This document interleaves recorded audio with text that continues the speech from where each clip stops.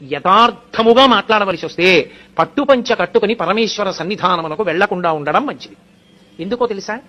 ప్రతి వస్తువుకి కూడా గుణదోషములుంటాయి.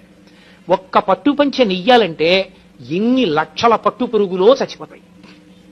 మల్బరీ ఆకులు పెట్టి పట్టు పురుగుని పెంచి బాగా కడుపు నిండా తిని అది పట్టు దారాన్ని చుట్టూ అల్లుకుని పట్టుగూట్లో మెత్తగా ఉంది కదా అని పడుకుంటుంది.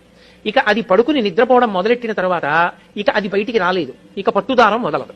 ఇప్పుడు ఆ పురుగును ఒక్కదాన్ని తీసి బయటపడాయాలంటే పట్టు కాయని కోసేయాలి.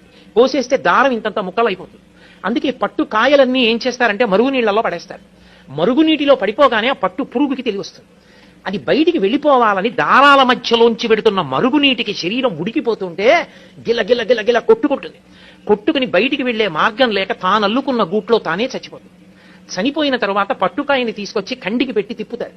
తిప్పి దారాన్ని యువతలకి తీసేసి ఆ పట్టు కాయని దాంట్లో ఉన్నటువంటి పురుగుని వీధిలో పారేస్తారు. ఎంతో హింస ఉంది ఒక పట్టుపంచలో. ఒక పట్టుపంచ కట్టుకుని ఒక పట్టు చీర కట్టుకుని ఆర్జిత సేవకి వెళ్లడం కన్నా నూలుతో చేయబడినటువంటి పంచ కట్టుకుని వెళ్లడం సర్వోత్కృష్టము. నేను వేదాన్ని ప్రమాణం చేసి మాట్లాడుతాను.